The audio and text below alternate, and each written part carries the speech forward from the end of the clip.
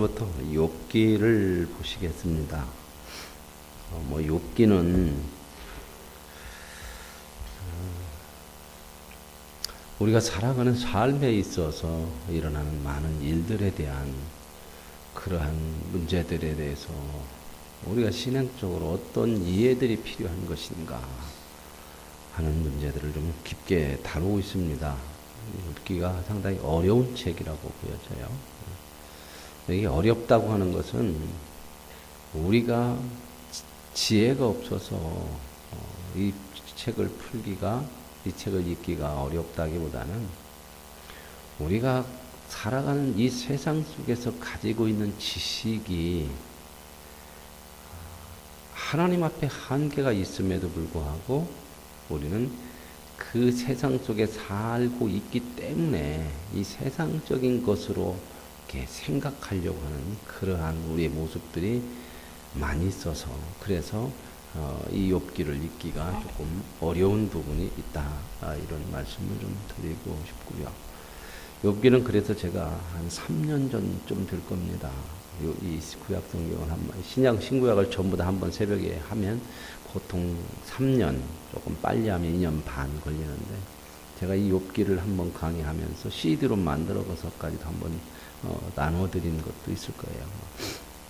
CD로 만들어 드렸는데 얼마나 들으시는가는 모르겠지만 저도 잘 알죠. 대부분 갖다 놓고 거의 그냥 보장용, 보관용으로 많이들 이렇게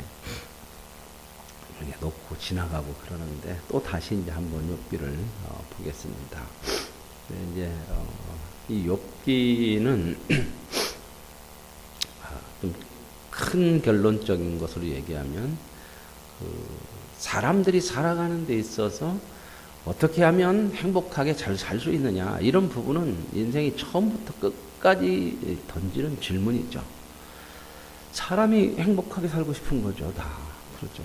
이거야 모든 사람들의 마음속에 있는 거예요. 하나님을 믿든 안 믿든 떠나서. 그래서 사람이 행복하게 살려면 어떻게 해야 될까 하는 인간의 지혜라는 것들을 이제 필요로 하죠. 그래서 사람은 짐승과 같지 않아요. 물론 짐승도 그런 게 있죠. 본능적으로 그들이 잘 먹고 잘 살으려면 어떻게 하면 좀 편하게 살으려면 어떻게 하면 어떻게 가서 좀 먹이를 잘 구하려면 이런 것을 알아요. 짐승들도. 그래서 먹이 있는 곳을 찾아가고 그리고 그것을 먹고, 짐승들도 그때만 먹는 거 아니에요. 그죠? 짐승들도 어떻게 해요?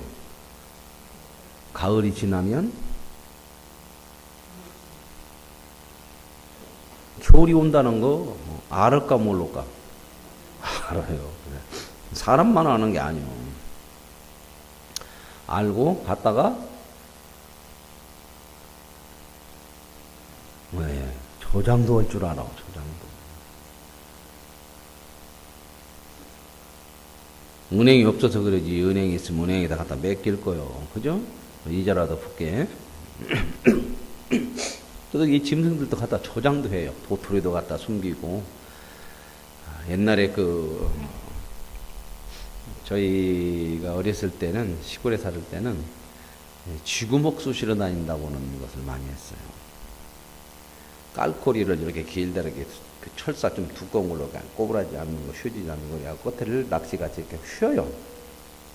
휘어가지고 푸대 하나 들고, 그리고 논두럭 같은데 쭉 가보면 쥐구멍이 있어. 구멍이 두드려. 그러면 그 깔코리로 안으로 푹 집어넣어서 확 잡아당기면 그 안에서 나락이 많이 나와. 젊은 사람은 몰라. 나락이 많이 나와서 어떤 데서는 나락이 정말 상당히 많이 나와요. 그게 누가 갖다 놓은 거예요? 쥐가 갖다가 저장해 놓은 거예요. 쥐도 가을 지나고 추수 때 지나면 없어, 들판에. 그러니까 겨울에는 눈 덮이고 그러면 못 먹으니까 갖다 저장해 놓는 거야. 그걸 이제 우리가 가서 빼오면, 그래서 어떤 때는 푸대로 하나도 빼요. 쭉 쥐구멍마다 돌아가는 게 이렇게 보면. 그래서 그거 가지고 또 이렇게 좀 팔아서 이렇게 용돈도 하고 뭐 집에다가 갖다가 주기도 하고 옛날에는 그 쌀들이 귀하고 그냥 그랬잖아요. 그래서 그런 일들을 참 많이 했어요. 그런 것들이 기억이 나요. 이런 것들을 보면은 뭐 다 본능적으로 생명이 있는 것은 잘 살으려고 하죠. 그래서 다 머리를 쓰는 거예요, 머리를. 그죠? 쥐들도 머리가 있어요? 있죠. 머리가 있습니다. 다 본능적으로 다 써요. 근데 하물며 사람이 이 지혜에 대해서 이 성을 가지고 있는 이 머리가 가장 우수한 사람이 그런 지혜를 사용하지 않겠습니까? 그래서 사람은 살아오면서 어떻게 하면 인간들이 행복하게 잘 살 수 있을까? 이것을 인간의 지혜로 자꾸 생각하고 사는 거예요. 생각하고. 그걸 이제 인간의 지혜론이라고 볼 수 있죠. 지혜론. 그래서 우리도 지혜를 좀 더 배우기 위해서, 그죠? 옛날에는 누구를 많이 찾아가요? 그 현자라고 하는 사람들, 참 지혜에 똑똑한 나온 사람들 밑에 가서 배우기도 하고, 또 도사들한테 가서 좀 듣기도 하고, 또 하다못해 뭐 점쟁이한테 가서라도 좀 앞날이나 이런 것들을 좀 들어서 좀 자기 삶에 좀 행복을 좀 좋은 일들을 좀 가져보면 어떨까 그런 생각들을 가지고, 그래서 인간 속에 지혜론이 있어요. 지혜론이 인간에. 그래서 이제 똑똑하다는 사람한테 많이 들으려고 하고 그 사람들이 얘기하는 그 지혜를 따라가. 그렇게 사는 것이 행복이다. 이런 생각들을 많이 하기 때문에 그런 사람들의 가르침을 받고 그런 사람들을 그렇게 이야기하는 그 지혜를 따라 살기도 하고, 그게 이제 오랫동안 이렇게 살다 보면 전통이 되어져. 전통이. 그래서 이렇게 사는 것이 복이다. 이렇게 살면 행복이다 하는 그러한 전통적인 인간의 지혜론이 생겨나게 되는 거죠. 그런 것들이 이제. 근데 이건 하루아침에 생기는 게 살아보면서 축적돼서 전통이라는 것이 오랜 시간 축적되어지고 경험되어지고 확인되어지면서 이렇게 쌓여지는 걸 전통이라고 그러지, 그냥 막 전통 아니요. 그죠? 그래서 이제 그런 것들을 바탕으로 인생의 삶을 살아가기도 해요.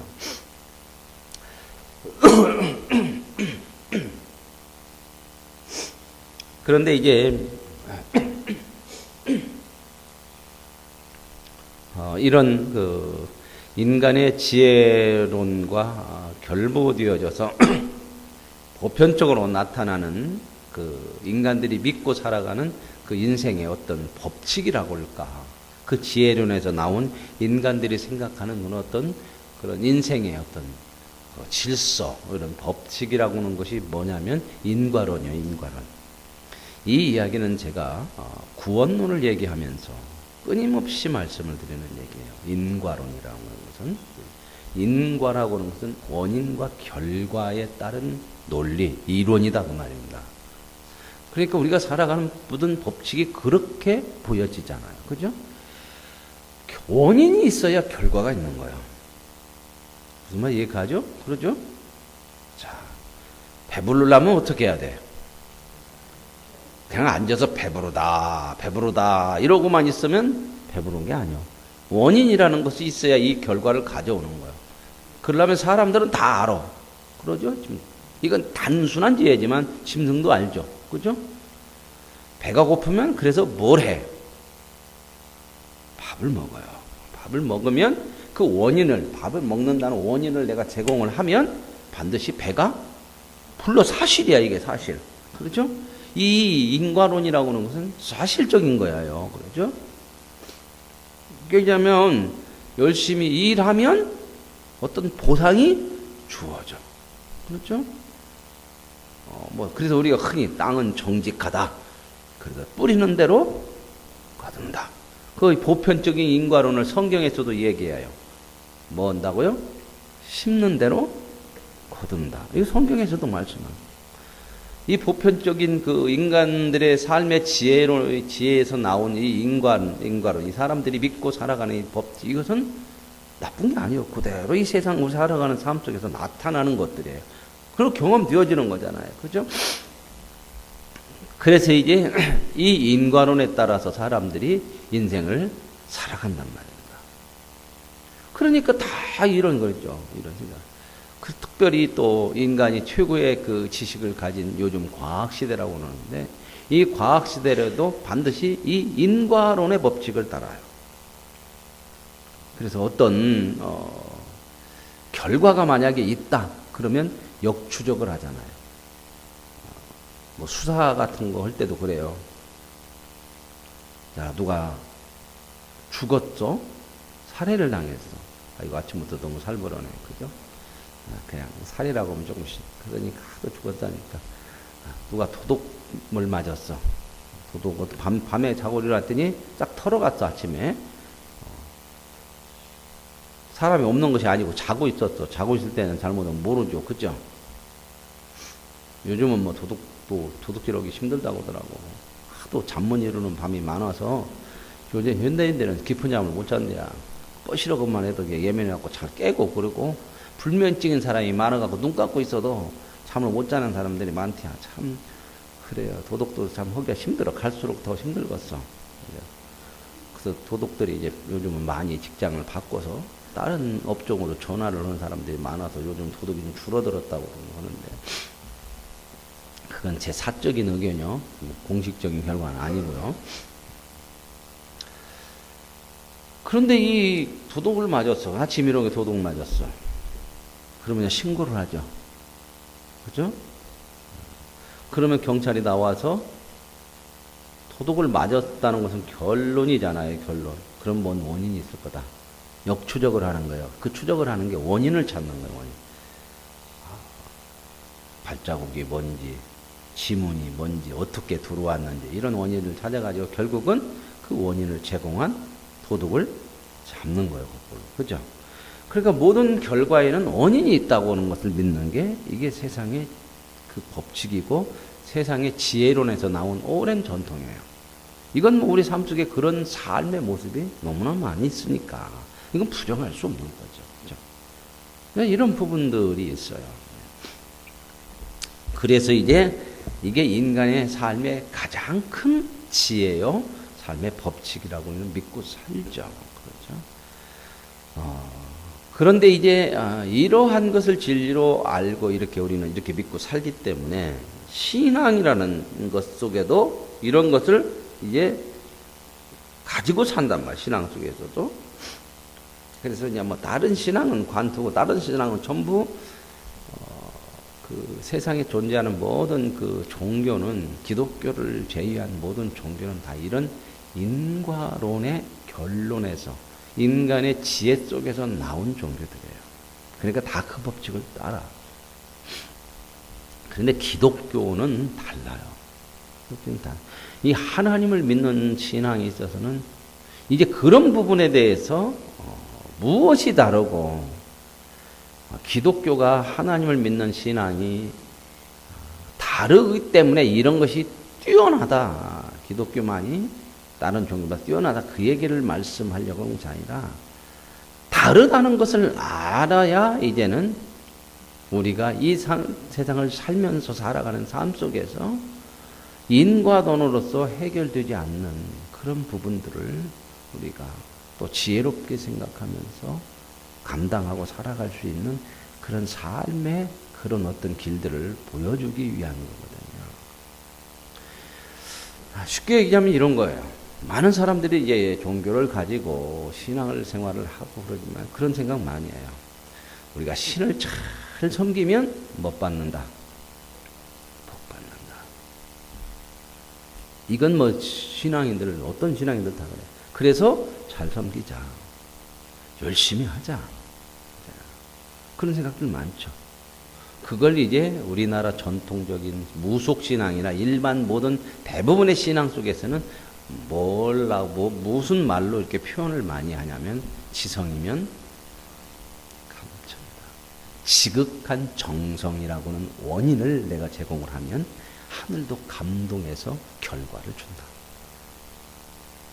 이게 이제 그게 아주 이 세상적인 신앙적인 것으로 하면 그런 표현으로 잘 맞아떨어져요. 그래서 이제 많은 신앙인들이 지극한 정성을 드리고 싶죠. 누구한테? 신에게. 이제 우리는 하나님이고 하나님 모르는 사람들은 신에게 지극한 정성. 그래서 옛날 우리 조상들은 그 신앙생활할 때 하나님이 모르는 그런 우리 신앙인들은 정성을 얼마만큼 바치느냐.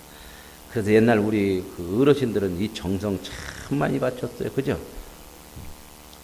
막 목욕 재개하고 새벽에 남보다 먼저 일어나서 그게 깨끗하게 씻고 정한 수를 떠놓고 간절한 마음을 다해서 빌을 때의 간절한 마음이 본심일까 가심일까?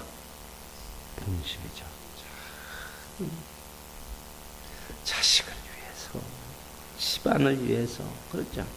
그러면 신이 감동을 받아서 내가 정성을 바친 만큼의 복을 받을 거다.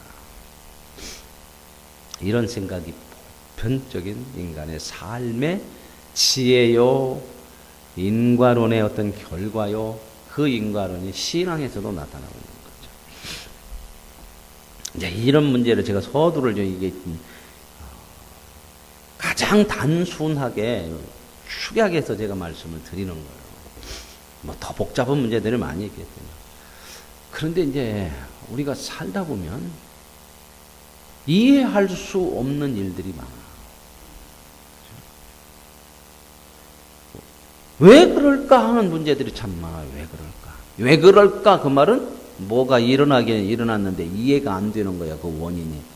원인을 찾기도 힘들 수도 있고 이해도 안 되는 부분들이 있어. 그럴 때 어떻게 하냐. 이런 얘기는 인간의 지혜론, 인과론에 한계가 있다고 하는 것을 말씀해 줍니다. 그런 일들을 우리는 많이 겪고 살아요. 그러면서도 이런 일을 안 겪은 사람은 없어요. 하다 보면.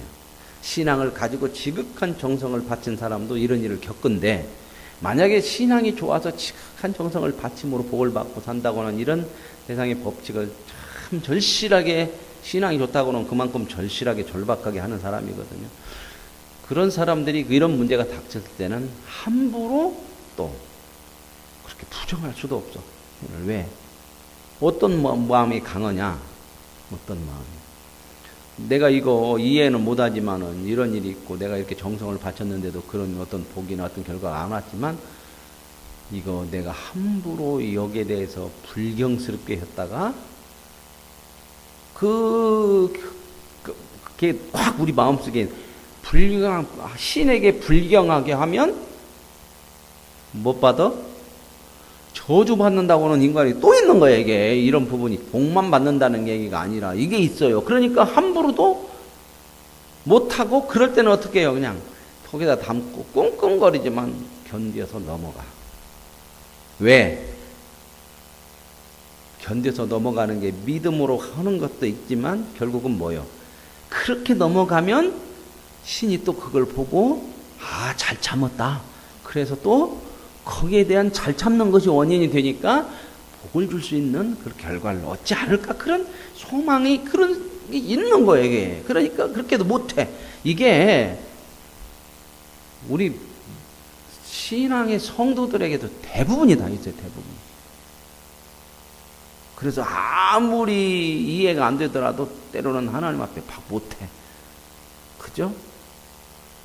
그 하나님 앞에는 못하니까 나중에는 맨맛하면 목사한테 또 들이받는 사람들도 있어.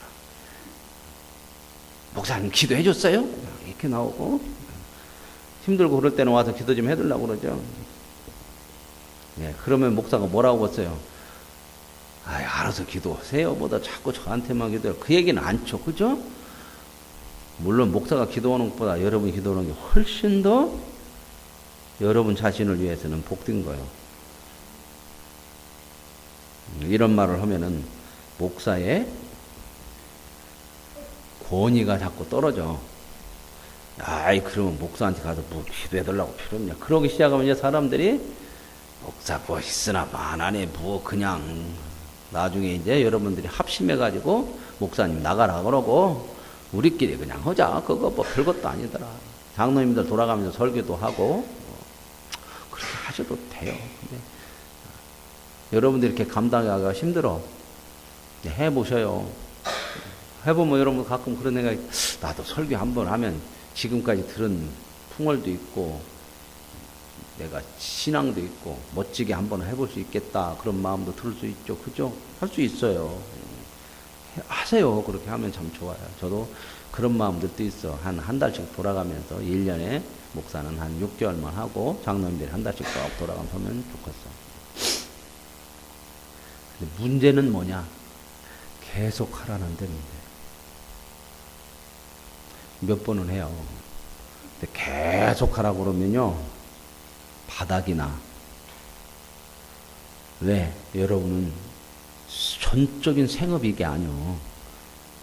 먹고 사는 데다 힘쓰고 나름대로 틈틈이 준비해가지고 하고 해야 하는데, 몇 번 하는 것은 나름대로 들은 것도 있고 이 책 저 책도 보고 이렇게 하는데, 하다 보면 이게 한계가 와.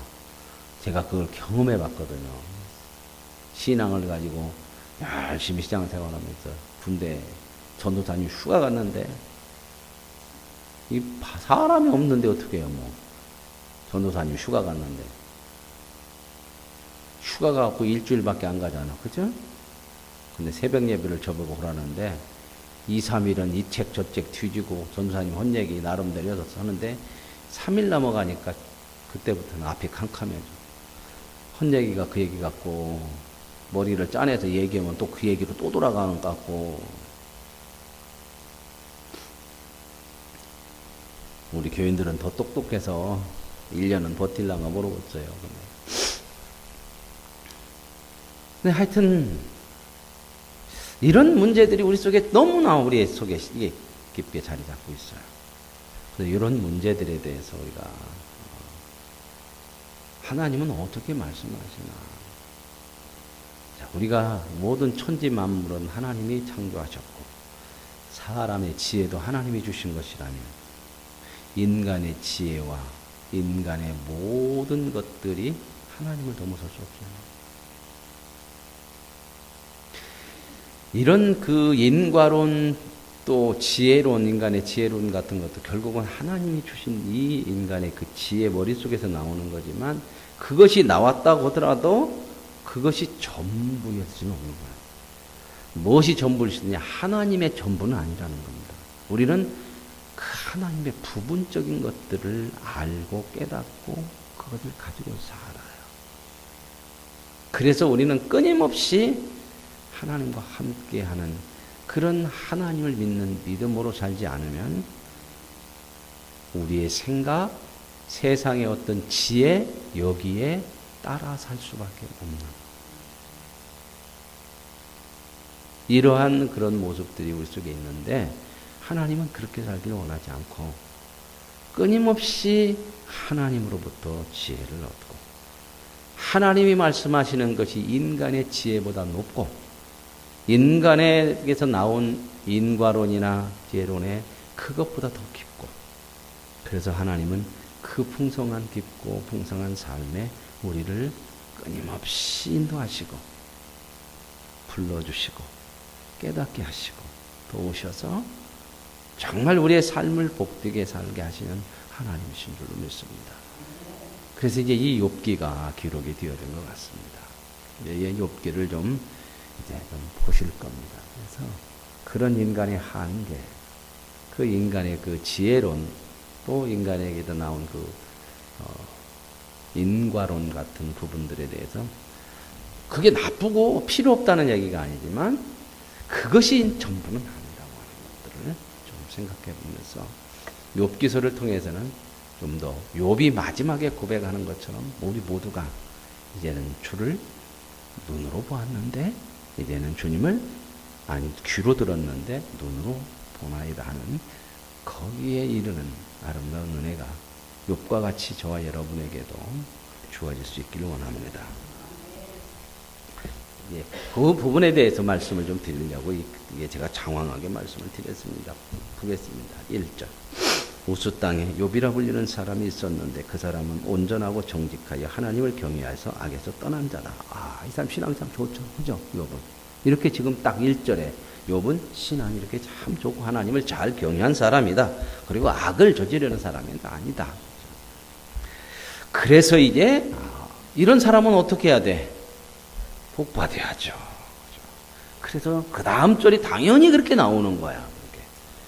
그에게 아들 7과 딸이 셋이 태어났다. 자, 지금이야 자식 많은 것을 복이라고 해야 해. 얼마나 복이 아니라고 생각을 하면 안 날라고 작정합니까? 그리고 이제 젊은 사람들은 안 나는 것만 그만두고 뭐까지 아니야? 결혼도 하지 말자. 결혼해서 잘못하다 안 날라가다가 자식 생기나면 문제고, 물론 그거야 합심을 해서 다 나면 아예 수술해버리고 그러면은 그거야 해결되지만, 둘이 사는 것도 참 힘들다. 그래서 참 둘이 사는 것도 힘들고, 내가 왜 너한테 구속받고 네 비유 맞추며 살고 너도 나 그러지 말고 그냥 혼자 살면 참 편하고. 그래서 요즘은 유행드는 말이 혼밥이 뭔가 아세요? 혼자 밥 먹는 거. 어르신들 이렇게 새벽 예배 나오면 요즘 최신 유행 그런 얘기도 다 제가 하잖아요. 혼술, 혼자 술 먹는 거. 혼족, 혼자 사는 거. 요즘은 그래서요, 어떤 지역에는 혼자 사는 마을을 만들어. 빌라같이 딱 혼자 살려. 지금 우리나라도 했어요. 근데 많은 사람들이 몰려듭니다.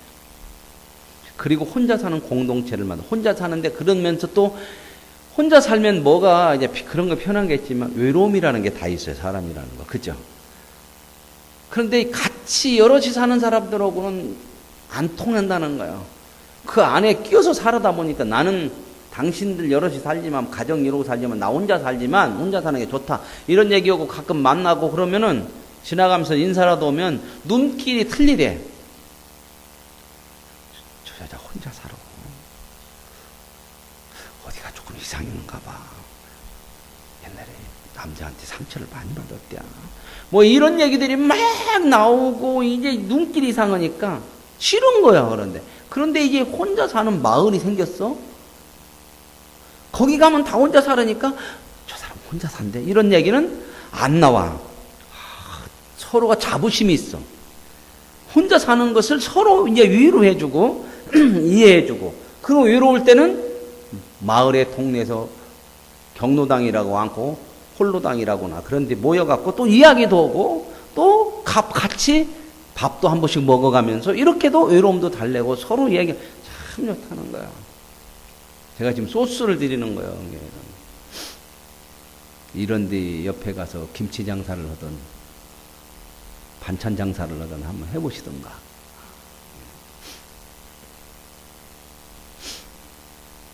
예, 이런 것들이 많이 생겨요. 그죠?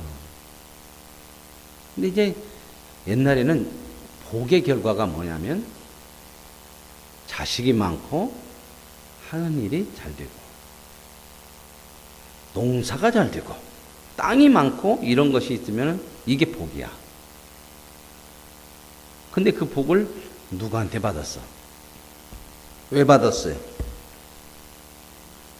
잘 믿으니까, 착하게 살고 하나님 잘 믿고 그러니까 이런 복을 받았다. 그래서 이 얘기가 나오는 거야. 오늘 좀 빨리 끝내야 되는데 여기까지 하고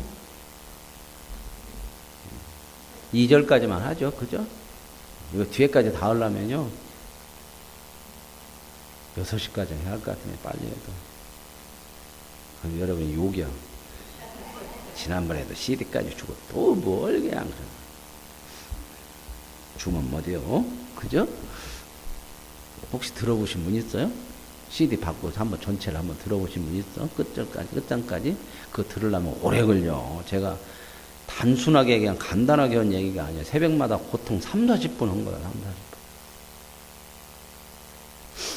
또 감사하죠. 그죠? 여러분이 다 듣고 후회했다면은 목사님 욕기 넘어가게요. 그럴 텐데 눈빛이 그게 아니야.